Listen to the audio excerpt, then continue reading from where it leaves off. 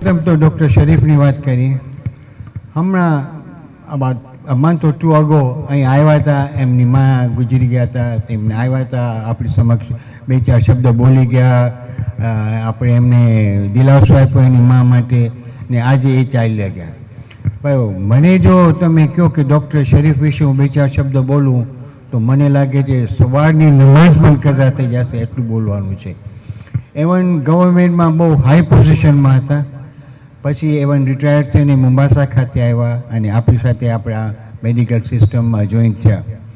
અને હું ફખરની સાથે કહું છું અને દલીલ છે મારી પાસે કે જે કોવિડ ટાઈમે જે ભાઈએ એ મુરબ્બીએ એ મરહુમે આપણને સાથ આપ્યો છે કોમને, અનોખો છે. આપણને તમને યાદ હશે ત્યારે વેક્સિન માટે બહુ ધાંધિયા હતા, અહીંયા ન મળે, એને આખી કોમ માટે વેક્સિનો શરૂ કર્યું. અને મને એ બીજી ખબર છે કે બીજા મારા તમારા જેવા નાનાને થોડું કોવિડ જેવું લાગતું હતું તો એ કહેતા ના તું હોસ્પિટલમાં ન જા, હું તારી ટ્રીટમેન્ટ કરીશ. કારણ કે હોસ્પિટલમાં એ વખતે ડૉક્ટર માટે એક ઇન્કમનું સાધન થઈ ગયો હતો.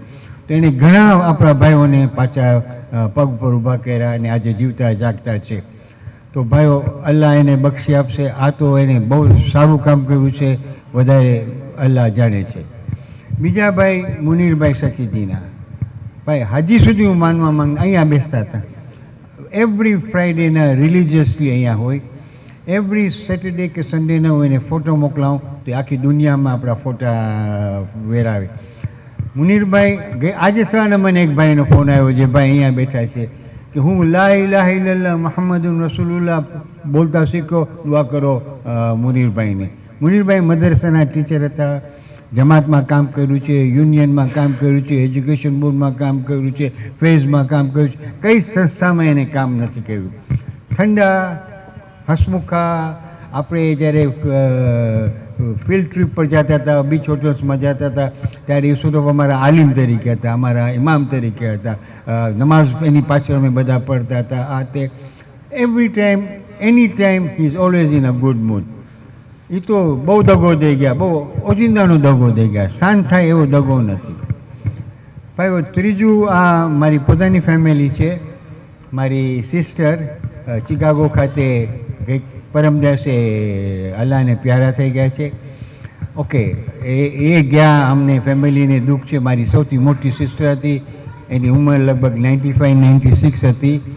આજથી 5 વર્ષ પહેલાં મેં ને મારી વાઈફે નક્કી કર્યું, ત્યારે હું 75નો હતો, કે હવે આપણે જ્યાં મૂંઝા તો ને પાંજા બધાને ખુદાહાફિઝ કર્યા હોય. તો અમે લંડન ગયા, કેનેડા ગયા, અમેરિકા ગયા, વગેરે વગેરે, બધાના ઘરે 2, 4, 5, 6 દિવસ રહીને આવ્યા.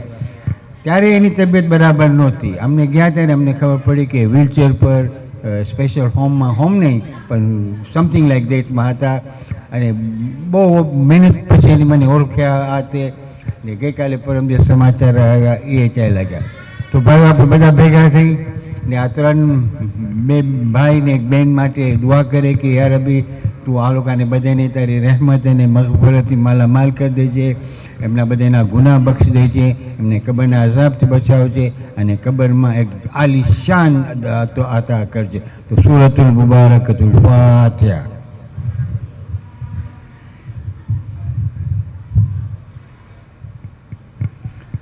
ભાઈ આપણે આ પ્રોગ્રામ પતાવી લઈશું ઇન્શાલ્લાહ, સીધા નમાઝ પઢવા જાવશું અને ત્યાંથી મુનીરભાઈને દફનાવવા જાવશું. ખુદા અવર લાસ્ટ રાઇટ્સ ટુ મુનીરભાઈ.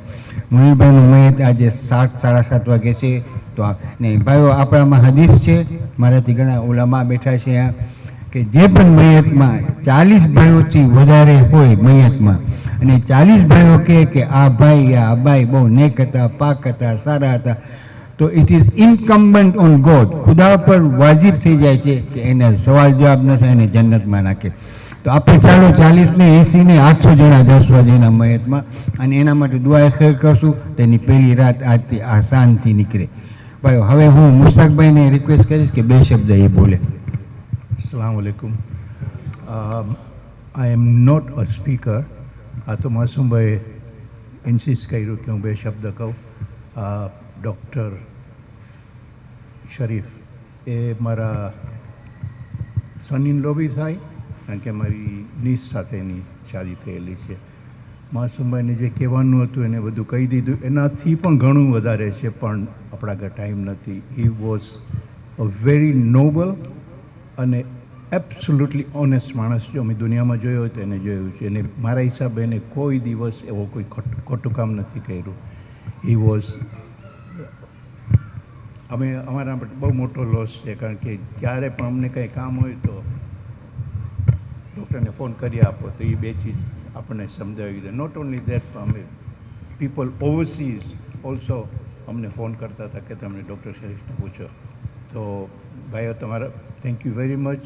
આ ઓર્ગેનાઇઝેશન એને રેકગ્નાઇઝ કર્યા છે અને અમે મુનીરભાઈ તથા તમારી સિસ્ટર માટે બી કહે છે સુરેફાત્યા. તો ભાઈઓ આજે ખુશકિસ્મત છે, હસનભાઈ ને મુનવ્વરભાઈ આવ્યા છે અને ગન પોઈન્ટ પર મને કીધું છે અમે આવીએ છીએ અને will do what we want to do. હવે મુનવ્વરભાઈની સાથે તો એટલું બધું રિલેશન નથી, પણ આ મારો દીકરો થાય, મારી સૌથી મોટી, અમારા કુટુંબમાં સૌથી મોટી બેનનો દીકરો છે હસનભાઈ, ને આમદભાઈનો જમાઈ થાય. એટલે ઓલ ધ વે આઈ એમ સરપ્રેસ, મારાથી કાંઈ ના પડે, હાથ પડે. તો હું આપણા માજી સારા મહેમાન છે, મોગેરા મહેમાન છે, ડૉક્ટર સાહેબ, ડૉક્ટર મજીદ સાહેબ એવન આવ્યા છે નકુરુથી, પોતે સર્જન છે વગેરે વગેરે, પોતાની તારીફ કરશે. તો આજે એ આપણી સમક્ષ 15, 20, 25 મિનિટ બોલશે અને પછી ત્યારબાદ જો આપણને કાંઈ એને આજે ફ્રી છે, doctor will not pay you anything for the services rendered. Okay, તો આજે ફ્રી છે ભાઈઓ, તો એનો પૂરેપૂરો લાભ લે. તો doctor is all yours. Assalamu alaikum wa rahmatullahi. I would like to speak in Gujarati, but nobody will understand me. My mother tongue is Punjabi, which nobody will understand. So if it is possible, can I speak English or in between a bit of Urdu? Okay? So my name is Muhammad Shabir Malik. I'm a retired, semi-retired surgeon. Very close friends, brothers of mine, Munna and Hassan. My association with Hassan's family goes back to a long time before he remembers anything, because in 1975 I worked with his brother, Dr. Muhammad Yusuf Ali Fazal, at the Coast General Hospital. And I was interested in surgery and he was interested in pediatrics and things. So what we used to do is we would make sure that we were on call together. So if I was called, if there was anything for him, I would look after and let him sleep. And if he came and there was a surgical case, we worked like brothers at that time. I then moved to Nakuru and we lost touch with each other. But many years later, Hassan appeared in Nakuru, and I didn't know that he was Muhammad's brother. But later on, when we found out, we became very close, and we've been close for a long time. And I have come to this unit second time in I think 1 year, second or third time, because we go all over the world playing golf together. And I'm extremely impressed with the setup here. Congratulations to the people who have thought of this and thought of meetings like what we are having today, so that our Jamaat, our people, understand various things. We could talk about politics or medicine, etc. Now, I will immediately tell you that I'm not a specialist in diabetes at all. But I had the honor of talking to my friend Munawar. I didn't even realize I did this. On the 1st of February, we were together, we had played golf, and Munawar is a diabetic, and I sat and had a chat with him, which changed his life. Perhaps he will like to tell us later what these changes were, right? My association with Hassan mainly is, apart from the friendship and the golf, is at Al Ghadir Hospital in Nakuru. He has single-handedly done a very beautiful job. The Jamaat in Nakuru is very small, but he's got 2 mosques that he looks after, and he's got a hospital which serves the poor or the middle class in a way that no other hospital in Kenya does. An entire delivery of a lady is done for 5,000 shillings. Show me one hospital, even a government hospital, that does it for less than that. And he still raises all the money to run the place. So with that brief introduction about myself and my friends and my association with the Jamaat, I would like to give you a few words that I shared with my brother, which changed his life. I would first like to tell you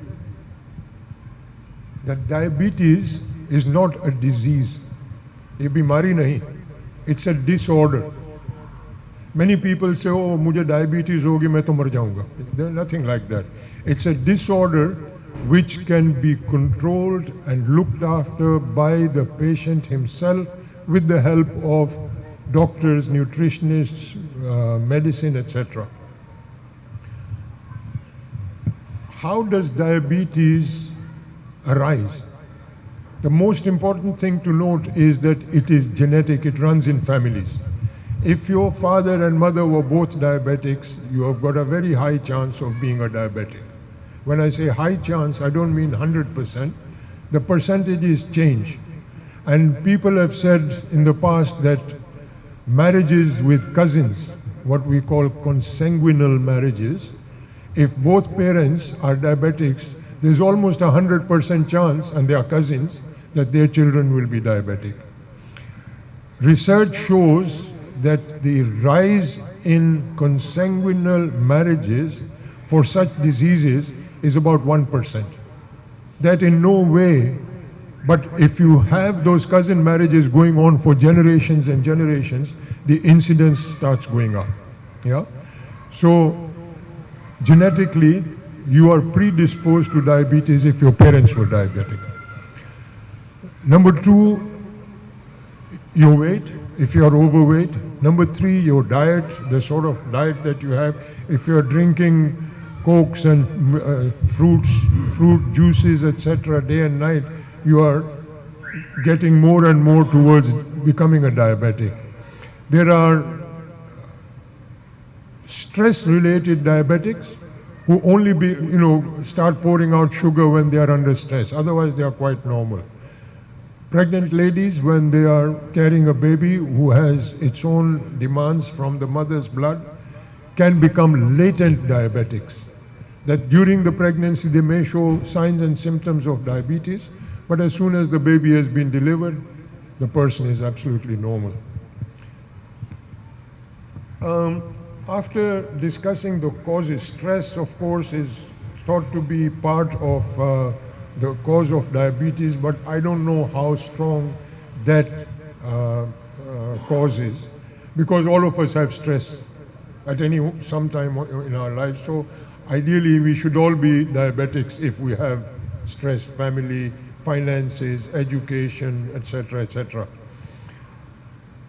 Now, as far as the types of diabetes are concerned, I'm sure you all know there is type 1 and type 2. Yeah? Children can be born and have diabetes from their early childhood. And that is a congenital sort of inability for the pancreas to produce the insulin, which reduces blood sugar. I'm sure you all know the effects of insulin on the body. That insulin is released after you've taken a meal from the pancreas into the blood, and the pancreas has two functions. It produces digestive juices and it produces insulin, which brings your blood sugar down. Now, if you're taking a lot of sugary stuff, you're overtaxing your pancreas to produce insulin. And there comes a stage in the life when the pancreas literally gives up. The other reason is that you may be producing insulin, but it's not enough. And insulin moves sugar from your blood into the tissues. I can give you an example that you have a tank of water and you're watering this ground. You have pipes that go down, and the pipes cannot deliver the water to the grass. You need something, a hole, or a sprinkler to take the water there. The insulin is what takes the sugar from the pipes, from your blood vessels, into your muscles, your brain, your liver, your heart muscle, etc., your bones. So, in other words, when you don't have sugar going into your tissues, from your hair to your toenails, everything can be messed up by this high blood sugar. And when you have high blood sugar, the urge to take more and more and more water and more sugary stuff is because that sugar which is in your blood is not going into the brain to tell your thirst center that stop drinking water, there is enough water. And why do you get thirsty? Because that sugar which is rotating in your blood and going to your kidneys has to be thrown out with your urine. So you'll keep on passing urine and you'll keep on drinking sweet stuff, not knowing that you're diabetic. I have a cousin who drove from Maralal to Nakuru and drank 12 cans of Ceres juice, you know, this sweet, sugary orange juice and apple juice, etc. And he didn't realize that he was diabetic because he would drink the whole can, go about a mile, stop, pass urine, feel thirsty again. By the time he came to Nakuru, I told him, I said, look, you're not looking well. He says, yeah, I think there's something wrong with me. Checked his blood sugar, 22. He was about to go into coma. Now, as I told you, my main involvement in the treatment of diabetes is when there are complications. And one of the worst complications that a diabetic can have is a poor circulation to the legs. As I've said before, every part of your body can be affected, but with the high blood sugar, your blood vessels are becoming coated with atheroma. The sugar is being converted into things that block your blood vessels. And the diabetic foot is what I deal with most of the time. What is the diabetic foot? You may have blood circulating to your arteries in the feet, but the fine little arterioles or the very, very fine blood vessels that supply the skin around get blocked as a result of chronic high blood sugar. What happens is that the toe starts becoming swollen, red, and then black. And many diabetics will hide this situation, not tell the wife that I've got something wrong with my foot. I'll give you a case only recently in Nakuru, where a young chap, 60, 65-year-old man, who was totally out of control with his diabetes, was hiding his toe for about 3 months. And when I was consulted, I said, look, this is gangrene. This toe, not only the toe, perhaps the leg will have to come off. And the relatives completely refused. We will not, and he refused. I don't want to lose my leg. So I said, okay, we'll remove part of the toe. As a diabetic, removing that toe alone is usually not enough because the gangrene goes further up. And such patients usually finish up with 3 operations. The first one to take the toe off, the second one to take the foot off, and the third one to take the leg off. And people like Pauline Gay and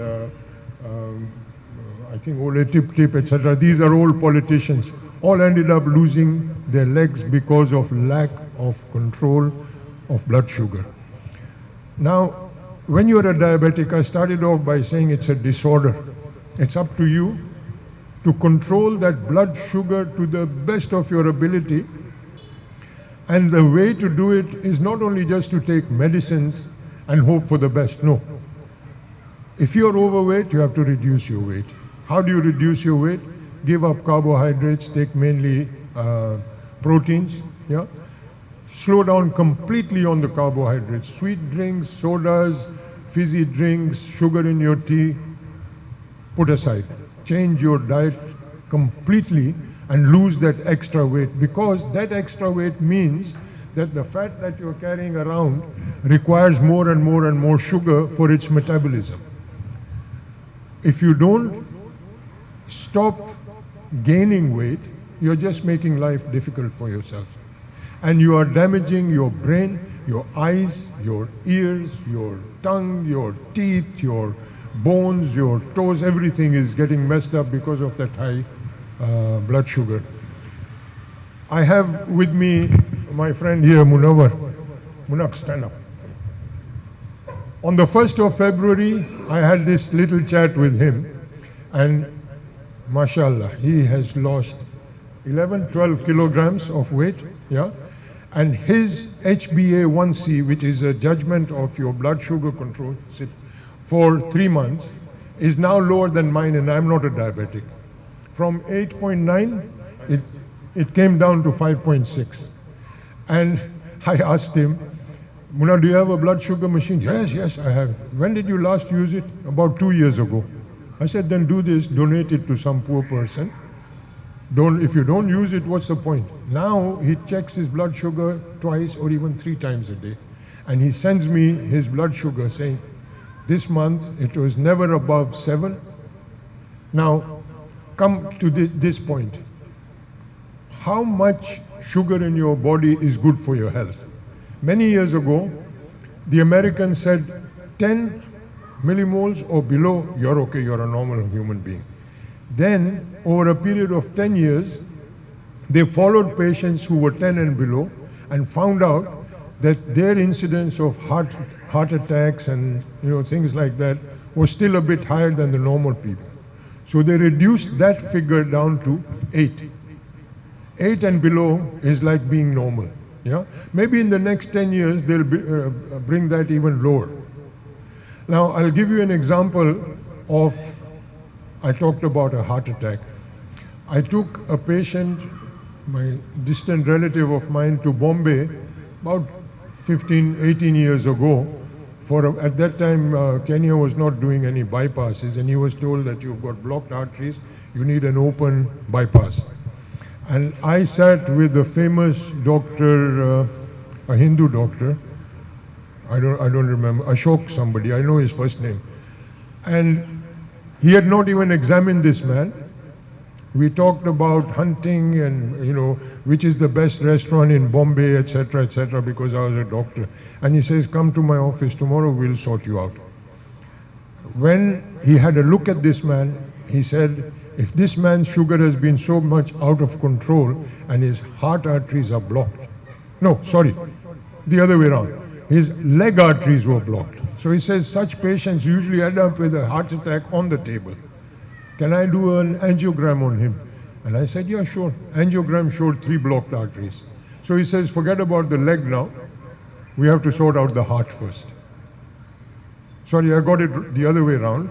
I took him for a leg bypass operation, femoral bypass, and when he was assessed, he already had 3 blocked arteries here, which were not detected in Kenya. So this is a diabetic who was totally out of control. And if I can put through to a diabetic even 1% understanding that chronic high blood sugar is like asking Allah to take you away. Don't do that. Control your blood sugar no matter what happens. My father was a diabetic and he was on diabetes or something. And I remember me, my brothers, my mother used to pull away sweet stuff from in front of him and say, you're not eating this. And when I took in 1984, I took my father for Umrah. I took a blood sugar machine and I kept on testing because we were moving around. And I said, Abaji, have some, I think it was kheer or firni or something. And he says, no. I said, look, your blood sugar is low. It's gone down to 3.5 or 4 or something. Eat some. He said, I've been so put off sweet stuff that I don't feel like eating. Anyway, I forced him to eat some so that his blood sugar would come into line. Sugar control alone, if you do your blood sugar, let's say in the morning and you say, oh, fasting was 10, I'm okay. But after 2.5 hours after eating food, it could go up to 18. For you to be judged a well-controlled diabetic, the HbA1c test, which I'm sure many diabetics have had, is the most important yardstick. Okay, you can tell me today, oh, my blood sugar every morning is 4.5 or 5.5. But if I do your HbA1c, I can tell that for the last 3 months you have not controlled your sugar. That is why I was talking about Munna's HbA1c result, which is less than a normal person's. So that means he is being extremely careful with his diet. Sorry? Enough? Oh, I've talked too much. Okay. Thank you.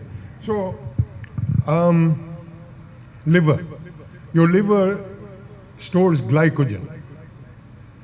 And many diabetics, due to chronic high blood sugar, start getting fatty livers, which is bad as well. Yeah? I told you it can mess up your kidneys, you get fat deposition in your kidneys stop functioning. So all those things put together point to just one thing. Please control your blood sugar. Exercise. Many people ask me, how much exercise is good for diabetes? There are stages of cardiac exercises, and I'm not going to advise anybody to go to a gym and sweat it out for 2 or 3 hours every day saying, oh, my blood sugar is going to go down. Yes, in a diabetic, your blood sugar will go down, but then other energy from the muscles, etc., will be mobilized, and you will start losing muscle mass. You'll start losing the glycogen stores from your liver. Yeah? So, how much exercise is good? In my opinion, and in the opinion of people who are experts in diabetes, half an hour of walking 3 times a week is good enough. If you can do it daily, fine. But a minimum of at least half an hour, 3 times a week, preferably after a meal. Because that's when your sugar is going up and you want to utilize it, you want to get rid of it from the body. I don't think I have much more to add to that. I've said practically everything that I wanted to say. If there are any questions, I'm sorry, Urdu में ये सारी बातें करता तो आपको समझ ना आती, मुझे खुद भी समझ ना आती, क्योंकि ये जो डायबिटीज़ को उर्दू में क्या कहते हैं, किसी को पता है? हाँ? डियाबिटीज़, या ब्लड शुगर तो ठीक है, क्या शक्कर ज़्यादा हो गई. मैंने सुना है कि उर्दू में शुरू में डायबिटीज़ की डिस्क्रिप्शन थी मीठा पेशाब. अभी मीठा पेशाब only people like Vajpayee, Indian prime minister, can tell. For us it's not right to taste your own urine, but yes, but mind you, the मीठा पेशाब comes at a point where your blood sugar has gone beyond 180 milligrams or about 18 millimoles. Yeah, that is a danger point. You should not allow your sugar to go so high that it comes out through your urine. With that, gentlemen, my brothers, thank you very much indeed.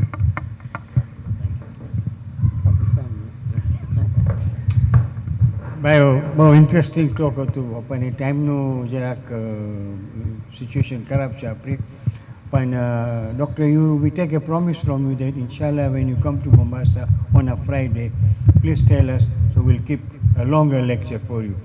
All right? Thank you, sir. તો ભાઈઓ, doctor સાહેબ માટે આવાઝે બુલંદ સલવાત.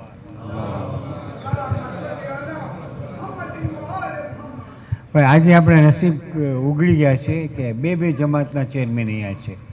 આપણી પાસે મુંબાસી જમાતના માજી પ્રમુખ છે, આપણા નકરુના જમાતના પ્રમુખ હસનૈનભાઈ છે. તો બેને 1.5 મિનિટ આપીશ બોલવા માટે, આપણને ગીત કરવા માટે, અને વધારે અમને પસંદ છે અમારા વખાણ કરવું. Okay,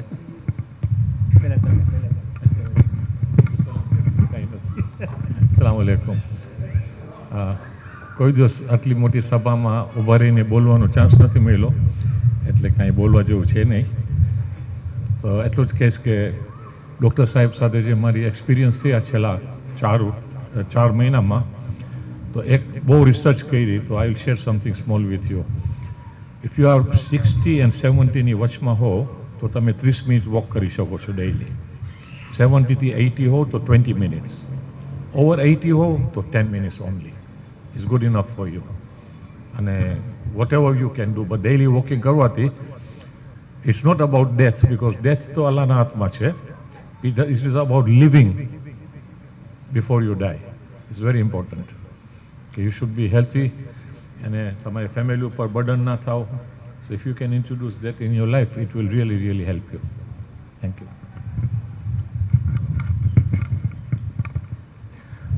thank you માસુમભાઈ. બે વીક પહેલાં તમને ફોન કર્યો ને તમે મને આટલો ફાઇન વેલકમ કર્યા, રિક્વેસ્ટ કર્યા હતો કે ડૉક્ટર આવે છે તો એને તમે બહુ સારામાં સારું કામ કરો છો સિનિયર્સ વાસ્તે, તમારા વાસ્તે બહુ અમે ખુશ છે પણ હવે 1 મિનિટમાં હું તમારે મારી વાત કરવી છે. એ વાત કરવા હું બેસીશ નહીં પહેલાં.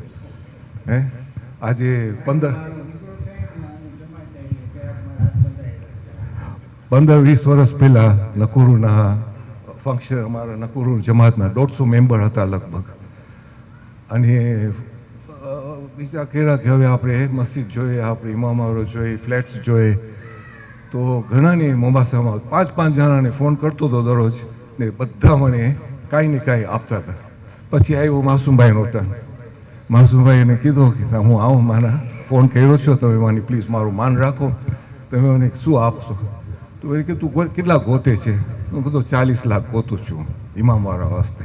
એ કે તું તારી ટીમ લઈને આવ મોમ્બાસા તો આપણે કોશિશ કરશું, મળી જશે પૈસા. મને થયું કે માસુમભાઈ મને ગોલ મારે છે, આ કાંઈ પોતે નથી આપતા અને કે છે મળી જશે. પણ ના, એવું ન થયું. અમે અહીંયા આવ્યા અને આખી ટીમ સાથે આવ્યા અને મને કહે કે હા હાલ આપણે સજાદભાઈ પાસે જાય છે. સજાદભાઈ રાશિદનું નામ સાંભળીને મારા તો ટાંટ્યા. 28 વર્ષનો હતો હું ખાલી. પણ અમે ગયા, શું આવકાર અમને આપ્યા અને 10 મિનિટની અંદર કમિટ કર્યા 40 લાખ. સજાદભાઈ અહીંયા છે નથી ને?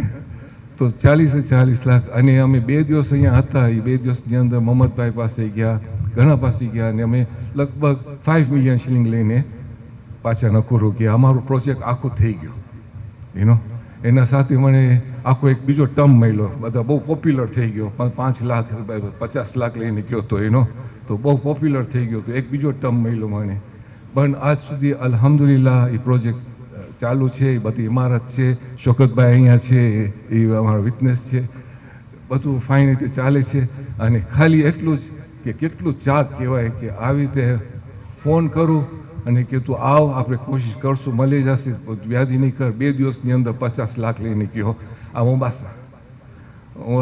કોઈ કેટલી આભાર કરશું, કેટલું આ ચાકથી ઊભા થયા છે અમે અહીંયા.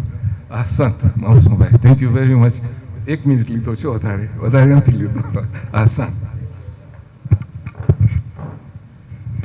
ભાઈઓ, આ ભાઈ મને જરાક ઉશ્કેરાય છે, તો હું તમને કહું છું ને વિથ કોન્ફિડન્સ કહું છું કે તમે આખા યુરોપ ફરો, અમેરિકા ફરો, ઓવરસીઝમાં બધી જમાતોને બારીકીથી જો તો મોમ્બાસાનો original member, born bred in Mombasa, એ જમાતનો ચેરમેન હશે, એ જમાતનો સેક્રેટરી હશે.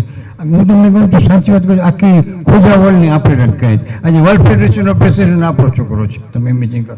તો આનાથી વધારે હસનભાઈ અમે કેટલું આપ્યું મોમ્બાસા વાળા. હવે પહેલાં તો તમને મોકલાવ્યા નકુરુમાં, આખું નકુર તમે કોણ મોમ્બાસાના? તો you don't take the pride, take Mombasa let the gave the pride. Okay, તો ભાઈ હું વાત કરું છું, હું ગુલામભાઈને કહીશ કે પૂરું કરે. أعوذ بالله من الشيطان الرجيم بسم الله الرحمن الرحيم. It is the closing hours of Friday, most blessed day of the week, and it is recommended to do dua at this time. But before I ask for all of us to pray, there are a few announcements with the permission of the chairman. Tomorrow, on behalf of the Hussaini Madrasa, there is a Hajj experience program arranged by the Hussaini Madrasa at 11:15 a.m. in the morning. So if all of you can come, the madrasa can get that boost to organize such programs in future. and as you will witness, it is very well arranged, very well prepared, and all of you are invited, inshallah. And then on Sunday, after Zuhri Salah, there is Chalisma Majlis of Marhum Mustafa Bhai Nasir, followed by Niyaz. So all of you are also invited for that. Now there is a very important day that we normally tend to forget, which is Sunday night and Monday, which is called Dahul Ard, the 25th of Dhul Qad. The fast of this day is equal to 70 months of fasting in other months, in other days. So please do not, those who can, please try and fast on this day. And there are also amals, which if you can refer to the dua books, duas.org, you will get the amal. So with those few, we inshallah pray to Allah subhanahu wa ta'ala to grant us all maghfirah and rahmah and a long life inshallah on this hour of Friday. And the best dua that we can do is to recite salawat on the Holy Prophet and his holy progeny. So I will request all of us to recite 3 times salawat.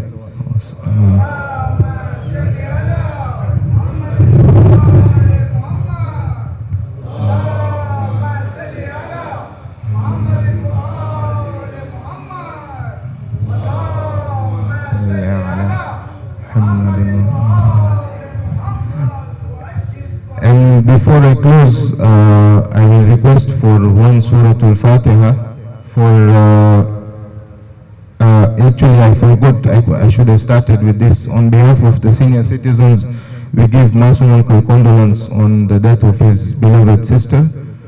And also one Surah Al-Fatiha for Marhum Dr. Sharif, Marhum Munir Bhai Sachedina, Marhum Mustafa Bhai Nasir, and the sponsors of today's program, on behalf of Marhum Mullah Fida Hussain Abdul Karim and Marhuma Sakina Bhai Fida Hussain Abdul Karim. Rahimullahu man qara al-Fatiha.